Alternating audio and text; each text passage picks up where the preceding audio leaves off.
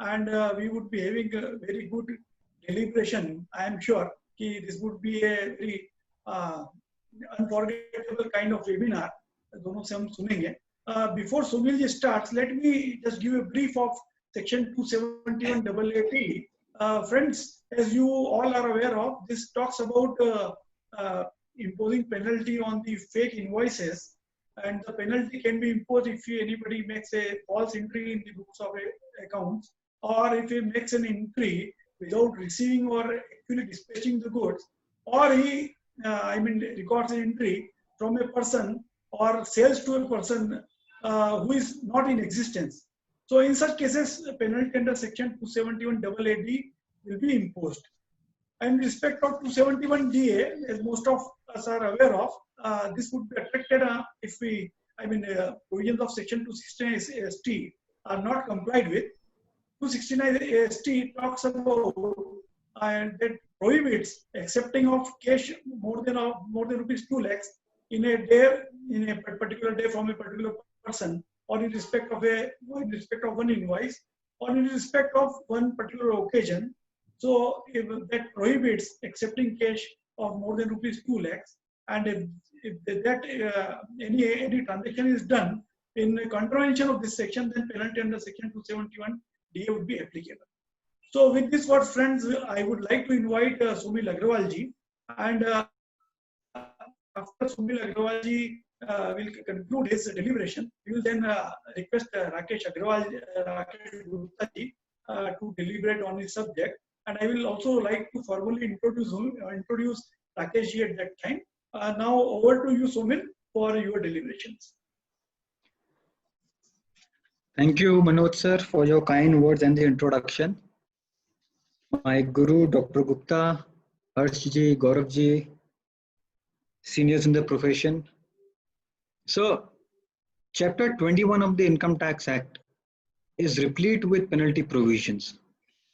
Penalty under Section 271 AAD is the latest addition to the already existing large family of penalty in the Income Tax Act. It has been introduced by Finance Act 2020 with effect from 1st April 2020. Meanwhile, I'll just share my screen to bring the provision in front. Yeah, is it visible? Yes. So penalty under 271 AAD, to my mind, is quite harsh and has several interpretational issues. So what is the provision in brief? As Manoj sir has already given in the opening remark. So penalty under section 271 AAD is leviable on any person in case it is found that in the books of accounts maintained there is any false entry, or there is omission of any entry which is relevant for computation of total income of that person. Then the assessing officer may direct such person to pay by way of penalty an amount equal to the sum aggregate of false entry or omitted entry. Subsection 2 provides that where rather, I would, for the reference sake, I would mention this person as first mentioned person in subsection 1. So subsection 2 provides that where it is found that by the assessing officer that any other person has cause to make false entry for the first mentioned person, or omits himself to make an entry, or causes to omit. That is, if this other person has caused that first mentioned person to make a false entry or to omit an entry, or he himself omits an entry, then even such person has been roped in and would be visited with penalty under section 271 AAD. And the amount would be the amount of the false entry or omitted entry. Sir, this provision 271 AAD has given an explanation wherein it defines false entry, which includes broadly use or intention to use fake invoice. We'll discuss it later in detail. However, it does not define omission of any entry. Although I would say that this word omission of any entry, since this entry word is common in 1 and 2, so we'll get clue that how this provision has to be interpreted, how omission has to be interpreted. What is the limitation, restriction, and what is the concept behind this provision. So this is the broad background of what is 271AAD, and to understand the reason, the purpose, the object for which this provision has been brought into statute, one must understand and read the memorandum of the Finance Act 2020. Sir, the memorandum beautifully and very categorically mentions that there have been number of cases where GST has been fraudulently claimed. There have been cases where input tax credit has been claimed in fraudulent arrangements. The point is, they further elaborate in the memorandum that GST is fraudulently claimed by suppliers who are registered under GST, and they claim input tax credit to reduce their GST liability. These fake invoices, on the basis of which such GST suppliers are claiming those inputs, are generally provided by racketeers, the accommodation entry providers, and they are the person who are actually not involved in any actual supply of goods or services, but only issuing fake invoices. So in order to curb, in order to deal with this fraudulent arrangement in a hard way, the government, the legislature thought it fit to bring this provision, and therefore it is proposed to bring section 271AAD. So the point I want to highlight is this provision, the analysis, the interpretation of this provision has to be made in light of the memorandum. And the memorandum says that, in fact, the title of it also, penalty for fake invoices. So this has to be read in that context. This is the concept, this is the idea behind bringing this provision into the statute. Next, when is it applicable? Since from when is the provision effective? Now, sir, I started with it that this provision has been brought with effect from 1st April 2020. Now, does it mean that it is effective from assessment date 2021? Or is it to be applied from 1st April 2020? What does it mean? Sir, in our humble opinion, penalty provision cannot be retrospective in nature. And since the Act, the memorandum specifically provides that it is effective from 1st April 2020, that would mean that this provision would be applicable in cases of defaults committed on or after 1st April 2020. That is from AY 21-22. Because, as I said, penalty provisions cannot be retrospective, and therefore there is some fear in some part of the society that this provision, since it is written from 1st April 2020, may apply to AY 2021. However, in my humble opinion, sir, that is not the case, and this provision has to be applied from assessment date 21-22, that is for defaults committed on or after 1st April 2020. Now, this provision starts with the phrase without prejudice to any other provisions of this Act. The purpose of this phrase, why it has been used. Sir, this phrase means that this penalty provision under 271AAD is an addition to any other provision provided under the Income Tax Act in relation to false entry or omitted entry. In a case where, say, prosecution has been instituted for falsification of books, or some other tax or penalty has been levied for false entry or omission of entry, despite that, nobody can be heard contending that, sir, since an action under the Act, say in the form of tax, penalty, or prosecution, has already been taken against the assessee, the defaulter, therefore penalty under 271AAD will not be applied. No, sir, that is not the case. It is not possible. There is no argument available. This very phrase, without prejudice, is for this purpose, that even if there are other actions which are taken up in the Act, penalty under section 271AAD can be levied. For instance, you may kindly recall section 270 capital A, the new penalty regime. That has subsection 9 And in clause D, it is the case of under-reporting of income in consequence of recording of false entry in the books of account. So if in case an assessee who records a false entry, say by way of purchases in the books of accounts, an assessing officer finds that he has misreported his income, then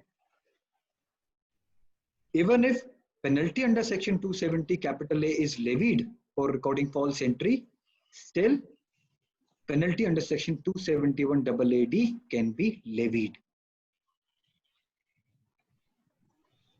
And without prejudice, since it has been used, legislature in its wisdom has ensured that it has prevented any feeble attempt by the defaulters so as to the applicability of the controversial principles of double jeopardy.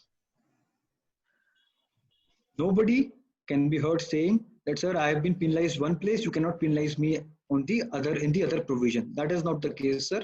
This provision is in addition to other provisions of this act. In fact, sir, to my mind, it is not even a case of double jeopardy. At the first blush, one may see, one may feel कि sir false entry की base पे ही तो 270A में भी लगी और false entry की base पे 271 AAD भी activate हो रहा है, trigger हो रहा है. But sir, kindly see, 270 capital A, for instance, in that case, the penalty is being levied for the reason that you have underreported your income. You have misreported your income. And therefore, that income element that you have concealed, that you have underreported, is being brought to tax. And that is why, since you underreported, since you made a grave error by underreporting, that is the act which is being punished. However, in 271 AAD, the very act of using false invoice, the very act of using fake invoice, the very intention to use fake invoice is being penalized. And therefore, in that sense, to my mind, 270A and 271 AAD, though prima facie may look, but there is no case of double jeopardy in this case. The penalty are being levied for two different defaults, two different offenses committed under the act. Now, without prejudice to the provision of this act, if during any proceeding under this act. Now, what do we mean by during any proceeding under this act? Does it mean that this proceeding should be only assessment proceeding? Or it can be any proceeding under this act? Sir, any proceeding is a word of wide import. There is no reason, even for, as I explained the memorandum also, to read a restrictive meaning to it. Any proceeding, in our humble understanding, in our humble opinion, would mean assessment proceedings as well as other proceedings such as investigation proceedings, such as investigations under 131, 132, 133A, 133(6), penalty proceedings, appellate proceedings. So even if there are other proceedings other than the assessment proceedings going on, and if the default is found, which is provided under 271 AAD, penalty under section 271 AAD can be levied. However, if the authority during the course of which, seized with the proceeding is not the assessing officer, say TDS officer or investigation wing is there who has found the default, then such authority has to refer the matter to the assessing officer. It is the assessing officer only who is competent to levy the penalty. And in such cases where the investigation or penalty or TDS proceeding, they find such things, they will refer the matter to the assessing officer who can initiate the proceedings and can levy penalty under section 271 AAD. Now, sir, I started that this memorandum, the object is with regard to GST frauds also. So a question comes to my mind, whether such fraudulent arrangements, such transactions coming in front of GST authorities, in such cases, can the penalty in 271 AAD be levied? Sir, in such case, you may kindly note, it is during any proceeding under this act. So, proceeding, levy of penalty, the proceeding have to be made under this act, under the Income Tax Act. And in such case, for instance, say GST authority comes to know that the assessee has used fake invoices, or we have SFIOs, the Serious Fraud Investigation Officers doing investigations, they come to know that fake invoices are used, or investigation wing comes to know of a GST authority or other authorities, then such authority shall pass on the information to the income tax officer, to the assessing officer, and then the assessing officer will have to initiate proceedings in the permissible four corners of the law. And then if he finds the case is the case of the assessee, the fake invoice comes within the violations of 271 AAD, he can very well proceed to levy penalty under section 271 AAD. So this phrase during any proceeding under this act, to my mind, is beyond assessment proceedings, and but in any case, these should be proceedings under the Income Tax Act only, and it is the assessing officer who is competent to levy penalty under section 271 AAD.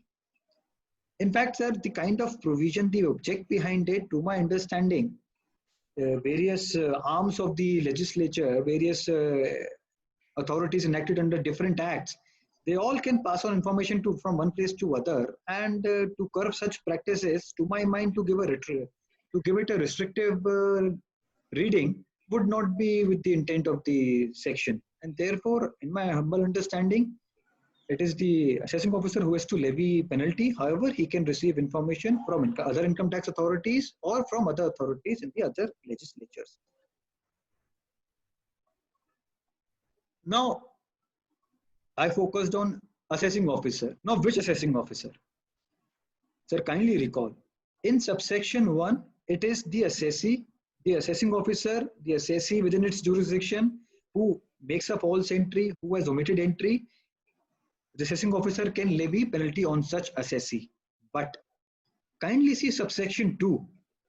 The assessing officer may direct that any other person.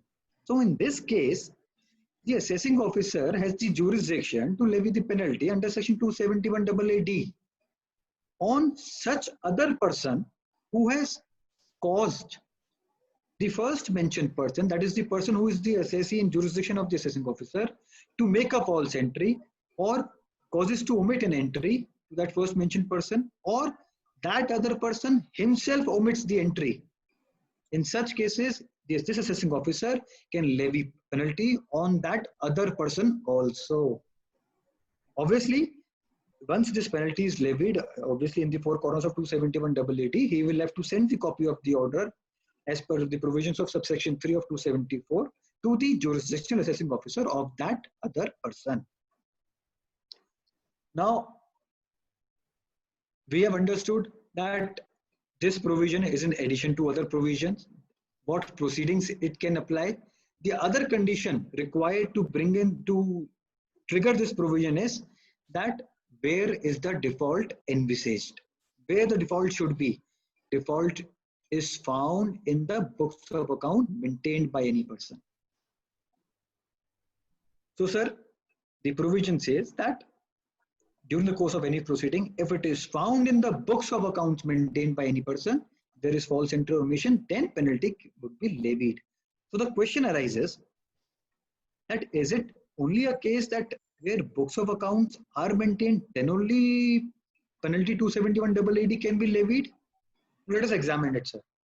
Yes, broadly at the outset, in a case of an assessee who is required to maintain books of accounts and maintains books of accounts, and it is found that he has used fake invoices, false entry in the books of accounts, then obviously plain reading of the provision would apply and penalty under 271 AAD would be applicable. However, in a case where the assessee who is required to maintain books of accounts has not maintained the books of accounts, then whether can it be said, since sir, he was required to maintain books of accounts, he has not maintained, it is a case of complete omission? Is it a case of omission of all entries which he was required to maintain in the books of accounts? No, sir. This provision can be applied where books of accounts are maintained. And if a person who, despite required to maintain books of accounts, has not maintained, then he can be visited with other penalty provision and prosecution for not maintaining books of accounts, but penalty under section 271 AAD cannot be levied. Now, sir, you would say that if books of accounts are required to be maintained, then false entry, sir, I started in the beginning, gave a broad remark that false entry is use or intention to use. Now, one would say, sir, intention to use, if it is not recorded in the books, it is not there in the books, then how can this provision trigger? Sir, that is what the purpose of the legislation is while making the provision. Now, sir, consider this situation. And in fact, this intention to use would come in situations like these only, to my mind.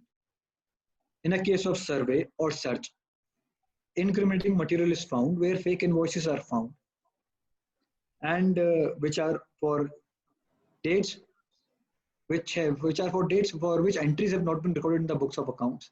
Now, can it be said that, sir, since they are not recorded in the books of accounts, penalty cannot be levied? This is the portion that the legislature wanted to cover in intention to use. If in the circumstances, in the circumstantial evidences, if it is found in the books that similar invoices have been entered in the books of accounts in the past, in the earlier months, and similar invoices from same person or similar persons have been found during the course of survey or search, then assessing officer can very well make out a case, sir, these fake invoices were intended to be used. And therefore, it is very well covered in the case of false entry. And therefore, despite such entries not being recorded in the books of accounts, would invite penalty under section 271 AAT. Hello. Next. Ajit? Now, in case, now we have seen the scenario where books of accounts are required to be maintained or not maintained. Now one may argue, sir, what about 44 AD cases? They are not required to maintain books of accounts. Then what is the situation with 271 AAT in those cases? Sir, in those cases, in my mind, to my mind, broadly, generally, yes, since they are not required to maintain books of accounts and they don't maintain books of accounts, 44 AD cases, penalty under section 271, in the absence of books of account, AAT will not be applicable. However, so in a case where an assessee claims turnover in respect of 44 AD, and for that turnover, for the computation, totaling of that turnover, the assessee uses invoices to say this is my turnover. And if it turns out that the invoices claimed by the assessee to compute that turnover are fake, are false, then in our humble understanding, sir, since that invoice, those invoices which are being used to compute the turnover to some extent would constitute books of accounts relevant for 44 AD, and therefore penalty under section 271 AAT shall be applicable in such cases. I understand this is a little debatable issue, but to our humble opinion, if somebody is claiming the invoices as part of his turnover, then in those cases, if those invoices come out to be false or fake, then the purpose of 271 AAT, the object is very well there, and penalty under 271 AAT shall be applicable. Now, sir, kindly note another interesting thing, subsection 2. In subsection 2, since the assessing officer is levying penalty on the other person, and such other person omits or omits to enter in the books of account, can it be said he is out of the rigors? No, sir. The very purpose is to catch those racketeers, catch those accommodation entry operators who are providing such fake invoices without entering in books of accounts. That is why subsection 2 itself is directly for the purpose that even if you don't maintain books of accounts, but if you have caused that first mentioned person to make a false entry or to omit any entry, then penalty under 271 AAT would be applicable, and despite there being no books of accounts, still penalty is applicable. Now, sir, there can be a situation that, all right, assessing officer, while making the assessment, finds that yes, you have used some fake invoices. However, while making the assessment, he does not reject your books of accounts, although he makes disallowance with respect to those invoices. Now, sir, can it be argued that the assessing officer has not rejected my books of accounts? And since he has not rejected my books of accounts, how can he say that there is a false entry in the books of accounts? How can my books be questioned? How can penalty under 271 can be levied? Sir, the provision is very clear that false entry found in the books of accounts. It is not necessary that he should reject the books of accounts. Although, if an SSC is using fake or false invoice in the books of accounts, it is all the more fit case to reject the books of accounts. But even if the assessing officer has not rejected, that will not come in the way of levying penalty under section 271 AAD, in my humble opinion. So, sir, now we have seen the scope, the area within which this provision can be triggered. Now, let us understand what are the charges, what are the provisions, and what are the concept on which, what are the nature of defaults envisaged under this section. The first default is a false entry. Now, as I mentioned earlier, sir, false entry has been defined in the explanation, but omission has not been defined. Obviously, we'll take clue for interpreting omission with respect to the memorandum and the word entry, which is common in clause 1 and clause 2 of subsection 1. Now, a false entry. After this, the legislature has put semicolon and has used or.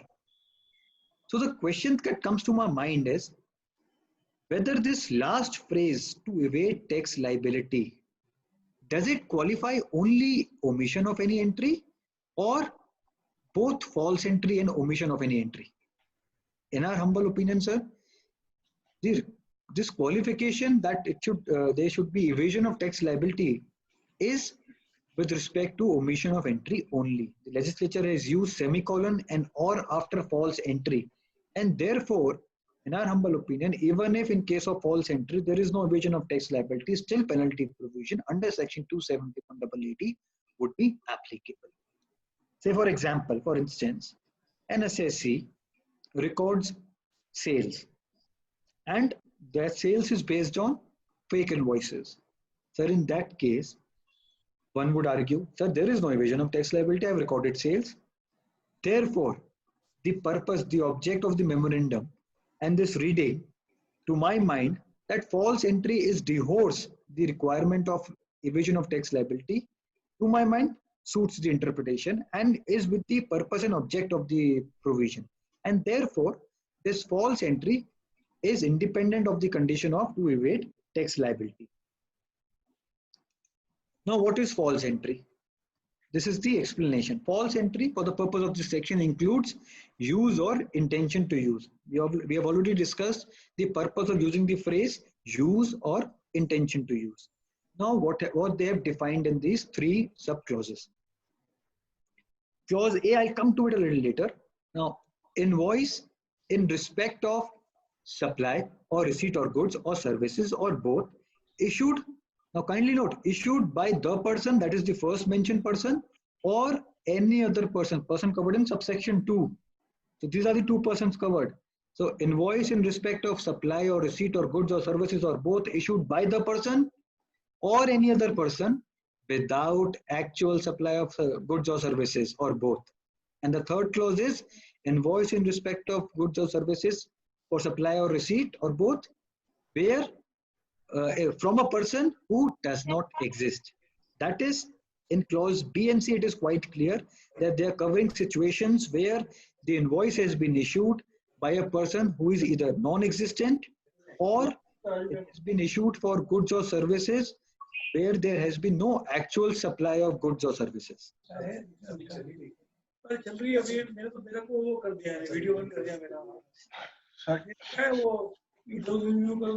Now, clause A. Host, could you please keep on mute, please? Yeah, clause A.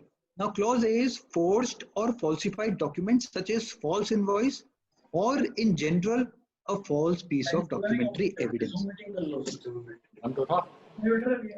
Now, false entry is basically envisaged as fake invoice, false invoice, Forged or falsified documents.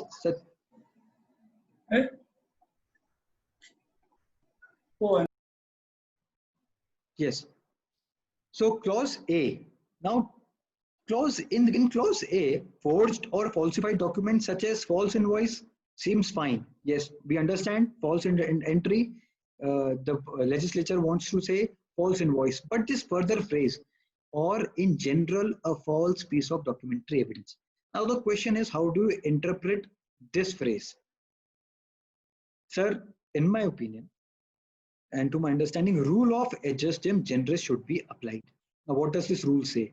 Where, in respect of where a class of thing is followed by general words, which themselves are not explanatory, then the meaning of such general words would be read or would be interpreted in terms of the class of things which it follows. That is, in this case, this phrase "or in general a false piece of documentary evidence" will take color from these words such as false invoice before it and clause B and C, which is with respect to false invoice, fake invoice after it.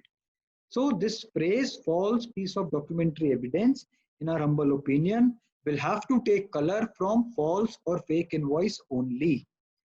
And this would be in light of the object given in the memorandum also.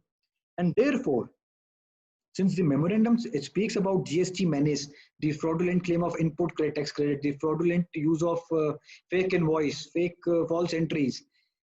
Therefore, in our humble opinion, this provision, this false entry would cover only fake and false invoice. For ease, for broad purpose, I will use the word fake and false invoice. And it will not be applicable to accommodation entries such as of loan, capital, all those entries of gift. It will not apply to that to those entries in our humble opinion. Now, sir, clause 1, this is the first clause. This is the first default, that is false entry. Now, what is omission of an entry? Now, this is qualified that omission of any entry, number one, which is relevant for computation of total income of such person to evade tax liability. To my mind, this use of the words which is relevant for computation of total income of such person is only for the purpose that this entry which is being examined, which has been omitted, whether it is relevant for computation of total income or not. I don't think so. This meaning for this relevance for computation of total income can be stretched any further. And if it is relevant for computation of total income and it has been omitted to evade tax liability, then it would be a case covered under 271AAD. However, a question arises that, sir, see, false entry we understand, yes, it has been explained by way of explanation by giving an explicit definition to it. However, omission, since it has not been explained, and this provision overall, even this clause of omission, they have been worded in a manner that it is far overreaching than the object given in the memorandum. So therefore, in our humble understanding, this provision of omission of an entry would have to be appreciated in the light of the memorandum only. Sir, you may kindly recall, I mentioned in the memorandum also, and the purpose is to catch hold of those racketeers, ill practitioners who are only issuing fake invoices and are not in actual business. They are basically omitting these entries and they are only issuing invoices. So for that purpose, they have used this word omission and to cover this situation. And therefore, this omission of any entry has to be interpreted in that light. And therefore, this interpretation, to my mind, fits in the overall schema, overall purpose of this section. Subsection 2. Now, subsection 2 provides, as I said earlier also, the assessing officer will levy penalty on that other person who causes to make this first mentioned person to make a false entry, or who causes him to omit the entry, or who himself omits the entry. Sir, kindly note here, say Mr. A is being assessed and the assessing officer finds in his books of accounts that he has made a false entry.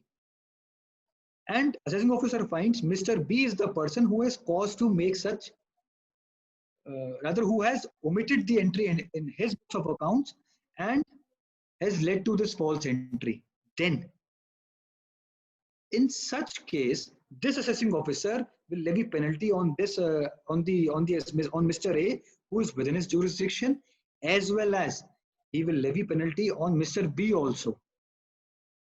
Therefore, in this case, the assessing officer, as I said earlier also, has been envisaged to cover other person also who has caused or who has omitted to make the false entry, who has helped basically the other person, the main person, to make the false entry. Now, sir, the question arises, what category of people are covered in this concept of other person in subsection 2? To my understanding, sir, as the object says, the racketeers, the brokers engaged in this ill practice are the people who are intended to be covered. Even I would say that employees who are merely doing their duty, and unless any element of deceit or culpability is attributed to such employees, I don't think so that such employees can be brought within the net of subsection 2. Only and only in case of element of deceit or culpability, such people can be covered. Primarily, the intent is to cover those racketeers, those middlemen, those brokers, that is being intended to cover in subsection 2. So, sir, at the cost of reiteration, I would say that 271AA has to be read in the light of the memorandum and the object there, and the interpretation has to be limited in that scenario.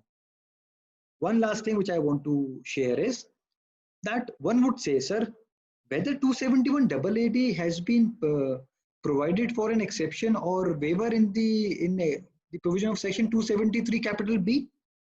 That is, can we make out a case on account of reasonable cause that is given in 273B to get out of the clutches of 271AA? No, sir. 273B incorporating a number of penalty provisions, 271AA has not been incorporated in 273B. And to my mind, it is a deliberate omission.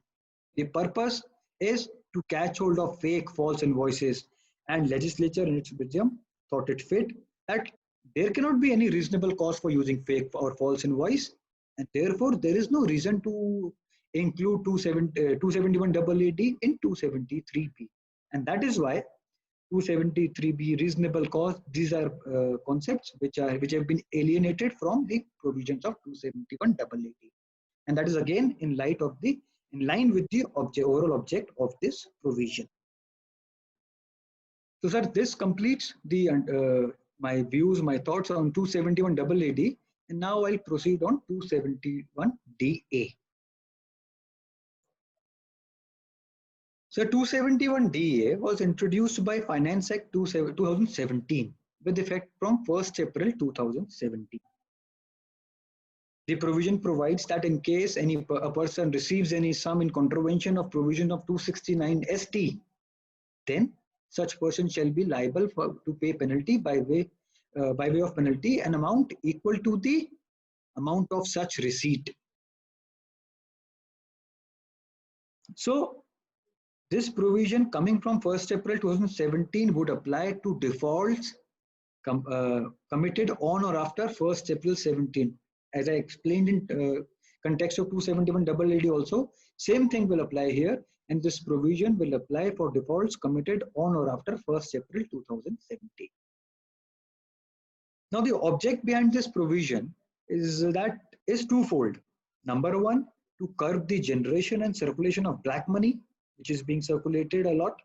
And the second is to encourage digital banking, to encourage digital economy, and to bring a disincentive against the use of cash in the economy, to discourage cash transactions. So, sir, this provision is primarily in respect of the contraventions made with respect to provision of section 269 ST. Now, let us understand what is the provision of 269 ST. 269 ST provides that starts with a negative covenant. No person shall receive an amount of 2 lakh or more in an aggregate from a person in a day, in respect of a single transaction, or in respect of one event from a person. Now, the first thing is no person.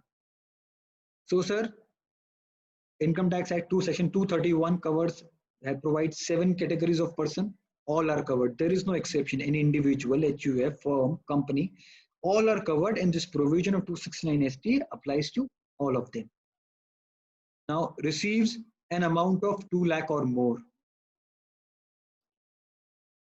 Now, the question is, what kind of transaction, what kind of amounts are covered? Sir, broadly, everything is covered. Amounts received on personal account, amounts received in respect of business transactions, they all are covered in 269ST. So any amount received on account of, say, cash sales, say recovery from debtors or other receivables, say receipt of share capital, say receipt of repayment of loan, say even receiving capital in the firm from a partner, they are all receiving business advance, they are all covered in the provisions of 269ST. Sir, one may argue, okay, sir, firm, partner, who are understanding they are the same person. The civil law says that firm is not separate from the partners. Then how can one say that the capital which is received from a partner is covered under 269ST? Sir, kindly note, in the definition of person under 231, firm has been specifically recognized as a different person in the Income Tax Act. And therefore, the interpretation to my mind is that even this can be covered where a firm receives capital from the firm receives capital from the partner, even this can be sought to be covered in 269ST. This is a matter of debate and obviously a matter of litigation, but the conservative view would be to avoid receiving such amounts in case of capital in the firm as well. So, sir, no person shall receive an amount of 2 lakh or more. So, threshold limit in 269ST is 2 lakh or more. So, in case to avoid the violation of 269ST, the amount, if any, has to be received should be less than 2 lakh rupees. So, this means that this provision applies in respect of a transaction where a person receives the amount more than the threshold limit per transaction, or from a person per day, or in respect of multiple transactions relating to one event but from a single person.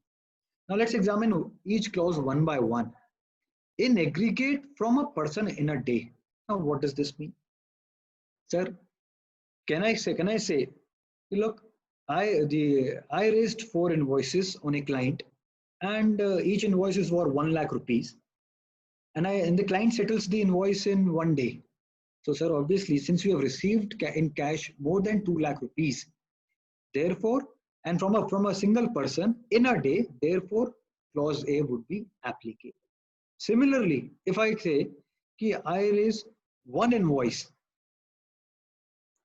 of, say, 3 lakh rupees, and in case it is settled in 1 day, then obviously clause A would cover it, that I am receiving from one person in a day more than 2 lakh rupees. But say 1 invoice is raised and the payment is made to me in 3 days, 1 lakh each. Will that be covered in clause A? Sir, literal interpretation, clause A does not cover it. However, since I have raised, this is 1 invoice, 1 transaction, and since I have received amount more than 2 lakh, it is a case which would be covered in clause B in respect of a single transaction. So in case of business receipts, say a purchase order is made and the client settles that 1 invoice in amount more than 2 lakh or 2 lakh rupees in cash, then it would be regarded as a single transaction.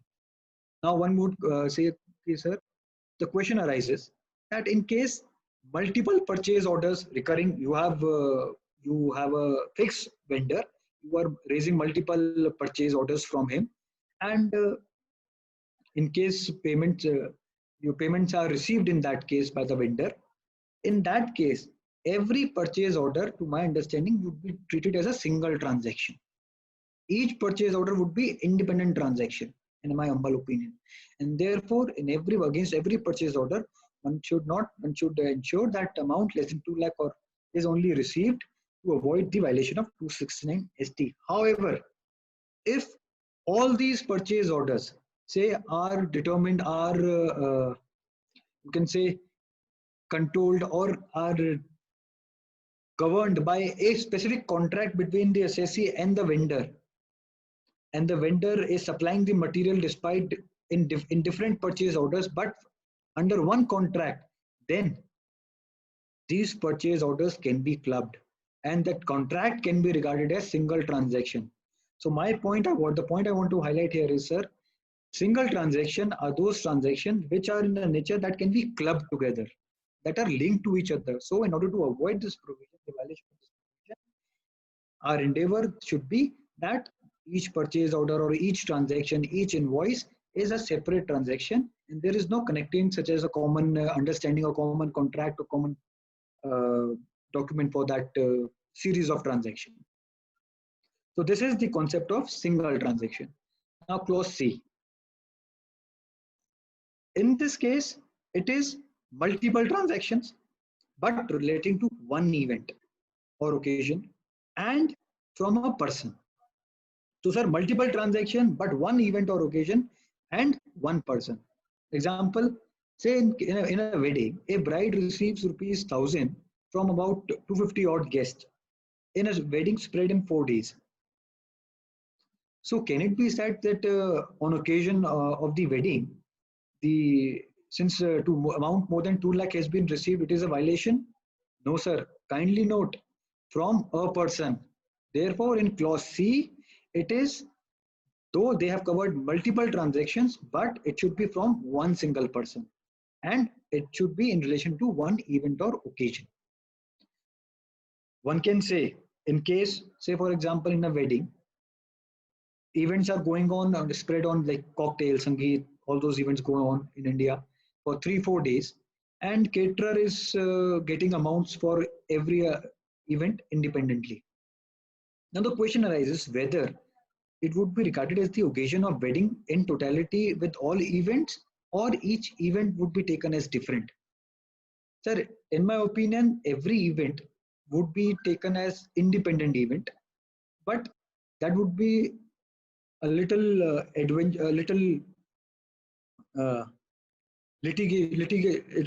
matter of litigation, and I would suggest a conservative view would be that the revenue can say that wedding is an occasion, but our humble opinion is that every event has to be seen differently. And also in this case, the requirement that it should be received from one person is there, and therefore one should ensure that even in case of events also, it should be seen in a manner that planned in a manner that amount is not received more than 2 lakh or more in respect of one event from one person. So these are the 3 clauses of 269 ST that are applicable in case of and in case the amount received by the assessee falls within the 3 clauses, it would be case of violation of 269 ST.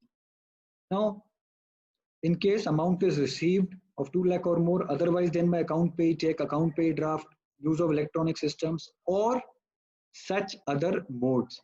Now, sir, this such other modes has been prescribed recently by way of Rule 6A BBA by notification number 8 of 2020, dated 29 January 2020. This is basically covering all those payments, sir, credit card, debit card, net banking, UPIs, even BHIM has been covered. All those have been covered, RTGS, NEFT, and all those have been covered under this. So a literal meaning is any amount received otherwise than by a banking transaction would be covered in 269 ST.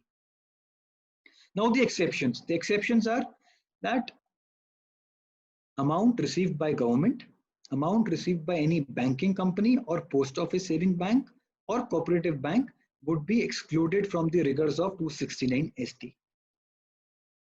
Second, sir, you may kindly recall 269 SS. It applies to specific situations in case of loan or deposit or specified sum in respect of transaction of immovable property. So, since there would be overlapping, legislature has specifically excluded 269 SS transactions, and they would be dealt in 269 SS, and transaction other than that would be dealt with 269 ST.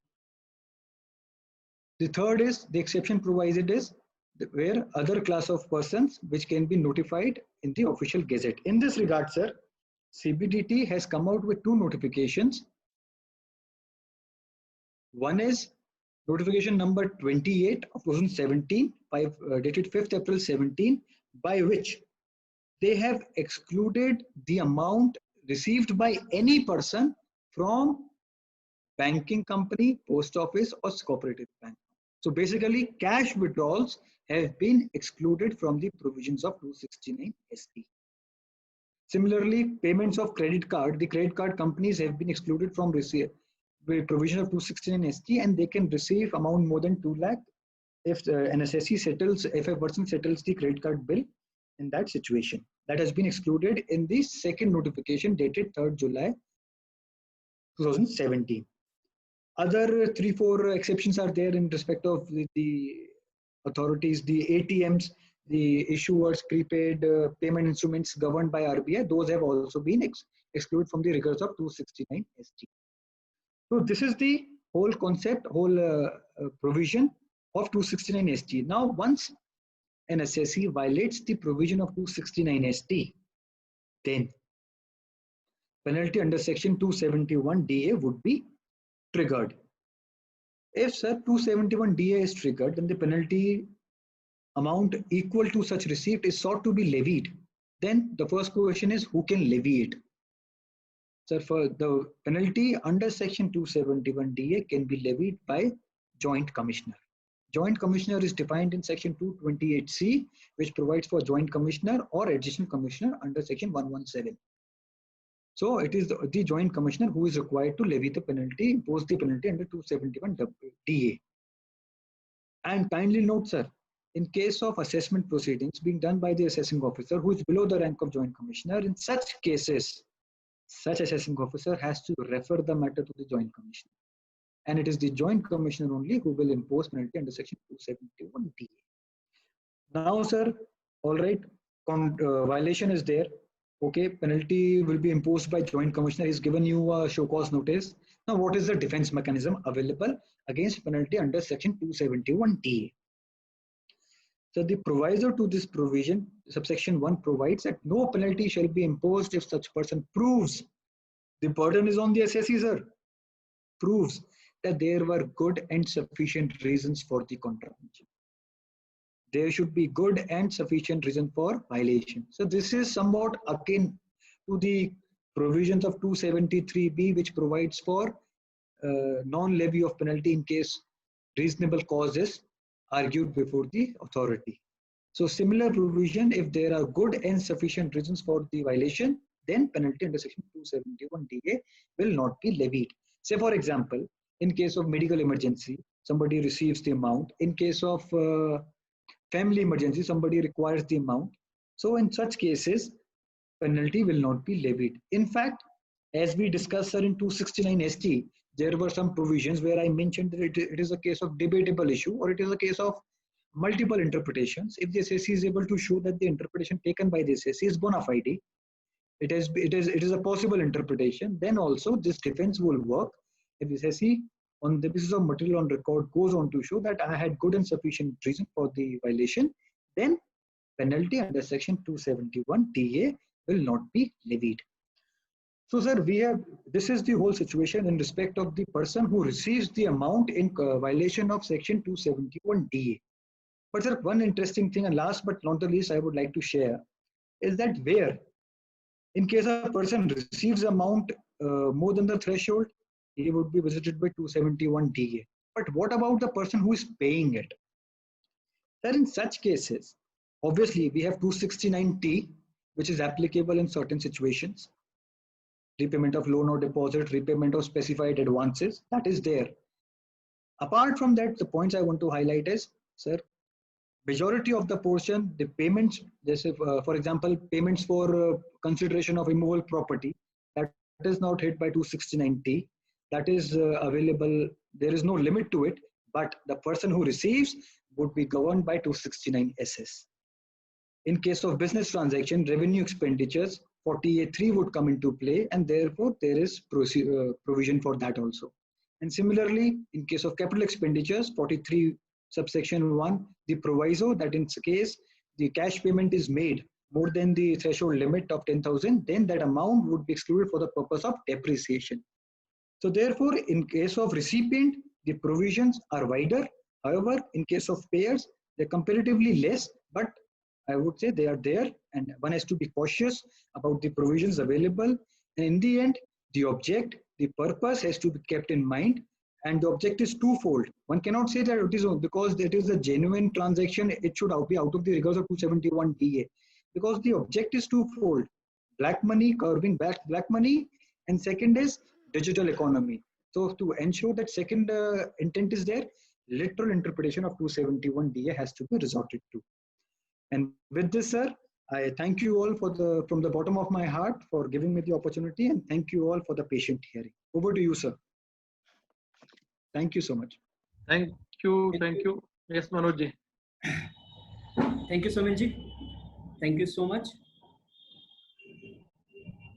I request to our regional council member, C.A. Chalchil Jain ji. He is also attending the meeting for his welcome for his remark. Chalchil ji, are you there? Yes, sir. Chalchil, please, over to you. नमस्कार, धन्यवाद सुनील भाई। सबसे पहले आपने बहुत अच्छा आपको presentation दिया 271 ADDA पे, और पेनल्टी प्रोविजंस का आपने डिटेल में हमारे मेंबर्स को बताया, उसके लिए बहुत बहुत धन्यवाद आपको। मैं साथ ही रेस्पेक्टेड अनिल गर्ग साहब, रत्नेश जैन साहब, दुर्गेश खंडेलवाल जी और सभी मेंबर्स का स्वागत करता हूं। विशेष प्रोग्राम वर्चुअल सेमिनार के माध्यम से इंदौर ब्रांच द्वारा किया जा रहा है। इंदौर ब्रांच के सभी मैनेजिंग कमेटी मेंबर्स, मेरे रीजनल कलीग नीलेश भाई और सेंट्रल काउंसिल मेंबर कमीशा मैडम, सभी को मेरा नमस्कार। ब्रांच के माध्यम से मैं आप सभी मेंबर्स का स्वागत करता हूं। और गहन चिंतन का विषय हमेशा रहता है, और हमारे यहाँ पे भी ऐसे विशेष जानकार हैं जो ट्रस्ट और सोसाइटीज के प्रोविजन, इनकम टैक्स में तो जैसे अनिल गर्ग साहब अभी यहाँ पे बैठे हैं तो विशेष शक्ति माने जाते हैं अनिल गर्ग साहब हमारे यहाँ पे। बहुत सारे प्रोविजंस में सभी का सहयोग उनका रहता है जानने में। मैं धन्यवाद देता हूँ गर्ग साहब को, और विशेष रूप से राकेश शर्मा जी का मैं स्वागत करता हूँ, क्योंकि हमेशा ही ट्रस्ट के प्रोविजन में कहीं ना कहीं कंफ्यूजन रहता है। इतना पढ़ते हैं उसके बाद भी लगता है कि इसमें ज्ञान की बहुत जरूरत है। तो कहीं भी ट्रस्ट से रिलेटेड वैसे भी बहुत सारे चेंजेस इस बार इस सेशन में किए गए हैं, और आज जो सेशन गुप्ता जी ले रहे हैं उसमें रिलेटेड पॉइंट्स ही हैं जो आने वाले समय में बहुत चेंजेस आ रहे हैं, और ऐसे इश्यूज जो विवादित भी रहते हैं जिनके बारे में हमेशा जानकारी लेने की उत्सुकता रहती है कि इसमें आगे क्या होगा। तो मेरा आप सभी व्यूवर्स, मुछाल गुप्ता साहब भी मुझे दिख रहे हैं, उनका भी मैं स्वागत करता हूँ, मुछाल साहब का। सभी व्यूवर्स से मेरा एक ही रिक्वेस्ट है कि इतना अच्छा सेमिनार होना जा रहा है, तो आप जितनी भी क्वेरीज आपकी रहती है तो ये प्रोग्राम के दौरान ही आप अपनी क्वेरीज भी नोट डाउन कर लें, ताकि जो विवादित विषय हैं आज उन पे हमें एक विशेषज्ञ राय मिल सकती है। और मैं आप सबसे यही निवेदन करूंगा कि अपन ज्यादा से ज्यादा राकेश गुप्ता जी का फायदा लें, क्योंकि वो अपने बीच में मौजूद हैं। आप राकेश गुप्ता जी, आपका स्वागत है। आप सेशन लें सर, मैं ज्यादा समय नहीं लेता हूँ, वैसे ही बहुत ले लिया, और सभी मेंबर्स का मैं स्वागत करता हूँ। धन्यवाद। Gaurav ji. Thank you, Churchill ji. Thank you so much. जी। I want to inform you all that जैसा चर्चिल जी ने बोला, बहुत से सीनियर मेंबर्स इस प्रोग्राम को अटेंड कर रहे हैं। मैं एक बार फिर सभी को धन्यवाद करना चाहूँगा, और without taking much more time, I want to invite Manoj P. Gupta ji for a formal introduction of Dr. Gupta ji. Please, Manoj sir, please. धन्यवाद गौरव। And Dr. Rakesh Gupta ji for accepting our invitation and enlightened us. I am also thankful to one and all who present here for such a patient hearing. Friends, we are in initial stage of virtual CP meeting of our branch. Being the secretary of Indore branch, I request to all members present in this meeting to please send us your feedback and suggestion on secretary_ICI.org or my WhatsApp number 7566553300. आप लोगों के feedback से ही हम continuously improvement कर पाएंगे. So thank you all. Gaurav ji एक request करना था, जो आपकी ये जो हेलो जो चैट बॉक्स की ट्रेल है वो भी मुझे भिजवा दीजिएगा प्लीज. राइट सर, बिल्कुल. And sir best of luck to your son sir for the thank you. Next time we will have him in our seminar sir. Thank you sir. Thank you so much.